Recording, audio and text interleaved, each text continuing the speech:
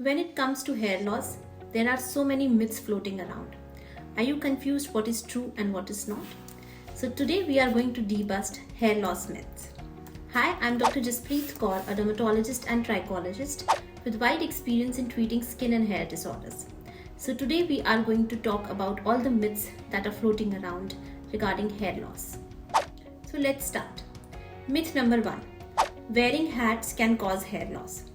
So there's no scientific truth to it, but sometimes if you're wearing hats and not cleaning them appropriately, it can cause scalp infections because the hat is infected already. So it can cause some scalp infections which can in turn cause hair loss. But wearing hats as such directly does not cause any kind of hair loss. Hair loss is present only in males. So this is also not true, it's false. While the pattern of hair loss is different in both males and females, in males, it's usually the frontal thinning, this part, but in females, it's overall diffuse thinning. But it's present in both the sexes. Hair loss is your parents' fault. So partially it's true due to the genetic component involved, but there's not a particular gene that you inherit from your father or your mother that causes hair loss. It's usually multiple genome factor that is involved. So you cannot pinpoint any particular person in the family and say that, yeah, this is the reason that I suffer from hair loss. Washing and drying your hair too often can cause hair loss. So this is also partially true if you're not using the right products and you are washing your hair too often. So there's a lot of stress factor involved while washing and drying your hair with the help of a dryer. So it can cause premature breakage of hair. Cutting your hair promotes hair growth. So again, it's a false belief that is followed by plenty of people. So cutting your hair won't really promote any new hair growth. Hair loss is permanent.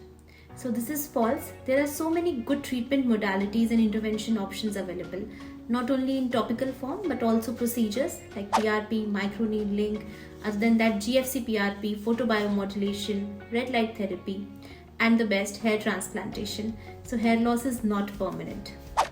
Stress can cause hair loss. So this is also partially true. The reason being there's a condition called as telogen effluvium, which is stress related, but this is very big traumatic stress that your body undergoes through. Could be some very big thing that occurred in the family or any health disorder that is stressing you out to a great extent. Very common with people who are clinically depressed.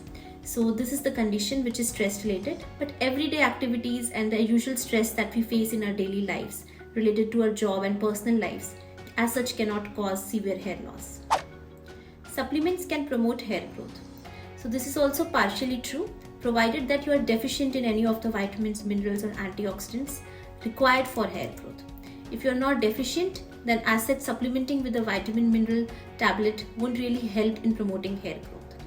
So the good vitamins and minerals are biotin, zinc, selenium. This entire group in the right ratio really helps in deficient individuals. I hope you liked this video and it was informative for you. In case if you have any questions or doubts regarding a particular product, you can surely put up it in the comment section and we'll be answering them. For more informative content like this, do subscribe and follow us.